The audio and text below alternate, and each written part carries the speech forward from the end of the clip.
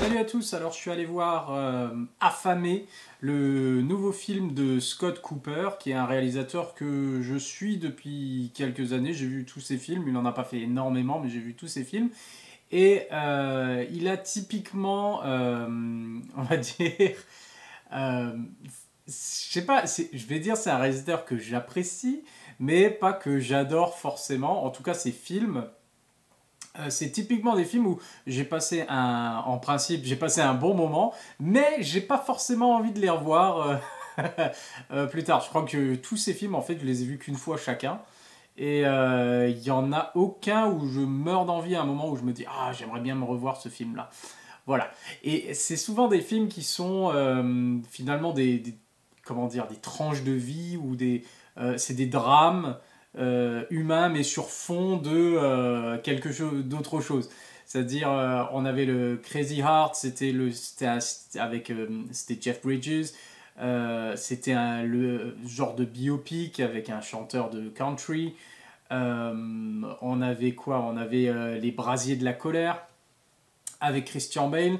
Il a tourné souvent avec Christian Bale, d'ailleurs il va refaire un film avec lui. Les Brasiers de la colère, c'était pareil, c'était un genre de thriller un peu dans une petite bourgade, voilà, règlement de compte, un peu mafia locale. Après, il y avait Strictly Criminal avec Johnny Depp, qui était le film de gangster, là, et qui était sympa. Et c'est tous ces films, et je passe un bon moment pendant que je les vois. Et ils sont relativement, ils sont bien filmés, il y a une belle photographie, il y a toujours un super casting, ça on peut pas, voilà. Et justement, je crois que c'est un peu trop, finalement, ça repose un peu trop justement sur le casting et des bonnes performances d'acteurs, parce que sinon, en dehors de ça, c'est pas super mémorable. Et alors, qu'est-ce qu'il avait fait après Ah oui, il avait fait aussi, je pense que c'est peut-être le film que j'ai préféré de lui, c'était Hostile, avec Christian Bale encore une fois. C'était genre de western pendant la guerre de sécession ou après la guerre de sécession, enfin, dans ces eaux-là, avec Christian Bale encore une fois qui jouait un général qui devait accompagner justement euh, un militaire qui devait accompagner toute une famille d'Indiens, d'Amérindiens, pour qu'ils arrivent tranquillement là où ils doivent arriver. Et celui-là était vraiment pas mal. J'avais bien aimé, mais encore une fois, c'est pas, je meurs pas d'envie de le revoir. Et c'était surtout, ça valait surtout, et tous ces films valent surtout pour la performance des acteurs, que ce soit Jeff Bridges, que ce soit Christian Bale, que ce soit Johnny Depp, qui était justement dans Strictly Criminal. De nouveau, le Johnny Depp, je veux dire qu'on apprécie. C'était moins justement je suis en pilote automatique, etc. Il y avait un sursaut du grand Johnny Depp dans ce film-là, et c'était plutôt sympa. Et donc, ça nous mène à Affamé, Antlers en anglais, qui est, et cette fois, il s'essaye au film d'horreur, mais alors encore une fois, c'est un drame humain. Il se passe beaucoup de choses dans la vie des personnages, justement. Alors c'est super déprimant, c'est sombre à fond. Et en plus de ça, voilà, c'est doublé d'un film d'horreur avec une créature, quelque chose comme ça, qui est un monstre qui rôde. Et j'ai pas envie de spoiler, mais voilà, vous voyez la bande-annonce. Et tout ça sur fond de, voilà, on est de nouveau dans une petite bourgade de l'Oregon. Et on voit la pauvreté, la tristesse, la, voilà, la mine qui a fermé. On a tout ce contexte-là, en fait, derrière. La drogue et choses comme ça. Et j'ai l'impression, il faudrait que je réfléchisse un peu plus, mais encore une fois, est-ce que j'en ai envie? J'ai eu l'impression que ça ressemblait finalement un genre de une métaphore sur l'épidémie peut-être des opioïdes aux États-Unis, la drogue, sans que ça traite vraiment de ça, mais peut-être en arrière-plan, et puis les problèmes sociaux, la pauvreté tout simplement, et à quoi la pauvreté ça mène, et puis les problèmes sociaux et familiaux avec les enfants battus ou les parents qui sont irresponsable et plein de choses comme ça. Enfin bref, il y a tout plein de choses là-dedans, justement, comme je dis, c'est vraiment drame humain sur fond de film d'horreur. Et c'était pas mal, pas mal, mais j'ai pas aimé plus que ça. Il est pas long et pourtant j'ai trouvé un peu le temps long justement parce que c'est très lent et c'est très, encore une fois, c'est tout dans l'introspection et le commentaire social et, et les personnages. Et pourtant, alors il y a Kerry Russell et Jesse Plemons, donc encore une fois, super casting. Et pourtant, ouais, le film décolle pas vraiment.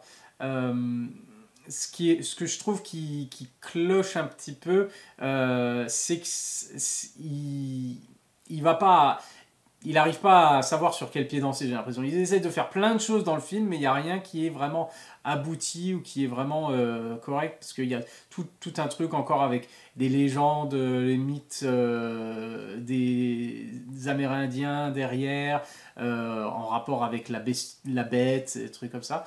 Euh, et au niveau du développement des personnages, bon, on comprend plus ou moins les motivations de certains par rapport à leur passé et des choses comme ça. Donc ça, c'est pas mal.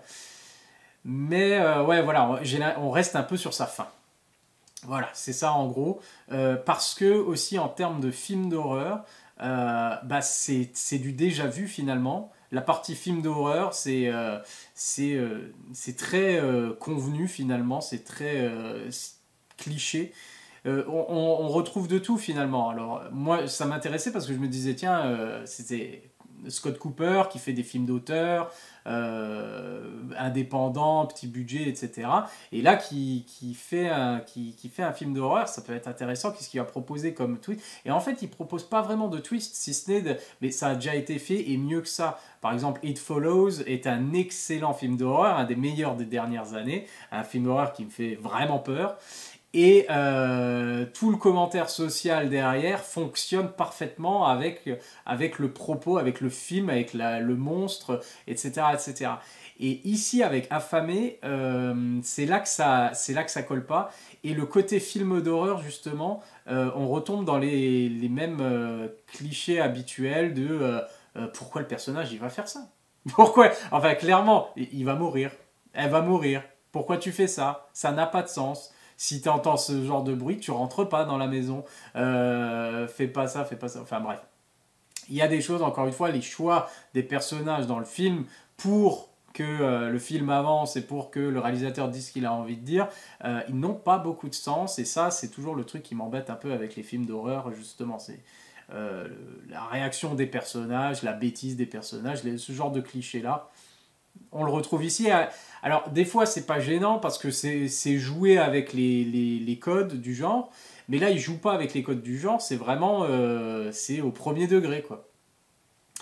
Et à part ça, ce qui fonctionne très bien, alors en dehors ben, des acteurs du casting, le jeu des acteurs, les jeunes qui jouent dedans, il y a un gamin, il est vraiment formidable, il est vraiment angoissant aussi. On a vraiment l'empathie pour les personnages, donc ça c'est bien, ça fonctionne. Et la bête, le monstre, voilà, par rapport à ça, visuellement c'est super beau. C'est super bien fait, c'est super bien géré, il n'y a pas d'image de synthèse dégueulasse due au budget ou quelque chose comme ça. Non, non, on est dans du comment dire, du concret, du vrai, du costume, du maquillage, de l'animatronique ou quelque chose comme ça. Ils ont tourné avec une vraie bestiole, avec un vrai truc. Voilà, on voit pas. En tout cas, il y a sûrement quelques images de synthèse, mais elles sont discrètes et puis elles sont pas évidentes du tout. Donc ça, j'ai beaucoup apprécié. Après, encore une fois, tout le truc sur la mythologie, ça en dit pas assez. Ça reste trop en retrait.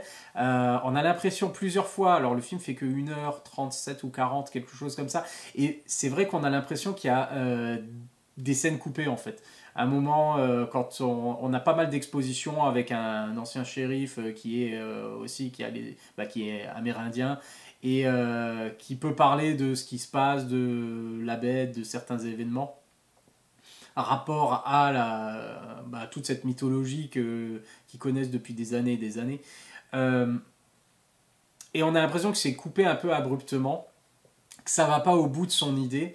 Et voilà, il y a plein de choses qui sont pas explicitées et qui auraient valu le coup peut-être d'être un peu plus explicitées. Alors je sais bien qu'on n'aime pas qu'on nous dise ce qui se passe clairement et qu'on peut déduire certaines choses, sauf que là justement c'est l'inverse finalement, on nous laisse trop... ouais, finalement, cherchez pas trop le pourquoi du comment, parce que ce qui est important, c'est les personnages et ce que vivent les personnages. Ah, je suis d'accord, mais si tu intègres tous ces éléments un peu fantastiques ou un peu horrifiques, etc., il va quand même nous falloir des réponses et des choses un peu plus claires pour qu'on sache exactement ce qui se passe et quelles sont les règles aussi, et des choses comme ça. Et ça, je trouve que c'était pas super bien géré et pas clair. Et encore une fois, du coup, c'est pour ça que je dis, on reste un peu sur notre faim par rapport à affamé, sans mauvais jeu de mots, bien sûr. Euh, voilà, je crois que j'ai tout dit. C'est pas je dirais pas que c'est un mauvais film. Je dirais juste que euh, il est pas totalement réussi. En tout cas, moi, je n'ai pas apprécié plus que ça encore ce film-là. Moins encore que... je crois que c'est le moins bon film, celui que j'ai le moins apprécié de toute la filmographie de Scott Cooper. Et c'est un peu dommage parce que du coup, ben, en même temps, j'en avais pas entendu parler. Et c'était là, juste là, il y a 2 semaines, j'ai commencé à avoir des bandes annonces. Je me suis dit, tiens, enfin, ça commence ce genre film d'horreur basique. Et finalement, après, je vois, réalisé par Scott Cooper. Et je fais, tiens donc, et produit par Guillermo del Toro. Je me dis, ça peut être pas mal, justement, le film d'horreur un peu d'auteur, indé comme ça et tout. Et finalement, ben, on voit ce qu'il a voulu faire, mais c'est pas abouti, je trouve. Et ça fonctionne pas, quoi. En tout cas pas à 100%. Il y a des scènes stressantes et c'est super gore, vraiment super gore par moment, âme sensible, attention. Mais est-ce que finalement c'était pas nécessaire forcément de nous montrer autant de choses dégueulasses? Ils auraient pu passer un peu plus de temps justement à travailler peut-être le script davantage, à être un peu plus clair et un peu plus, on va dire, un peu mieux structuré avec le script. Voilà. Il n'y a pas tout qui est acheté. Mais voilà, il manque quelque chose dans ce film-là. Et c'est pour ça aussi, j'ai l'impression que le film sort un peu sans qu'il y ait eu vraiment une vraie campagne de publicité autour. On a l'impression que même le studio qui sort le film, il y croit pas trop. Il croit pas trop dans le film là. Et puis, ouais, honnêtement, on a l'impression qu'il a été coupé un peu au montage, que le montage est pas. Voilà. En tout cas, c'est comme ça que je l'ai ressenti. Et puis voilà. Donc c'était ma critique pour Affamé de Scott Cooper. Vraiment pas génial, un peu déçu. Mais il y avait quelques bons éléments dedans. C'est juste pas super bien traité, on va dire. Voilà. Allez, c'est tout pour cette fois. À la prochaine. Bye.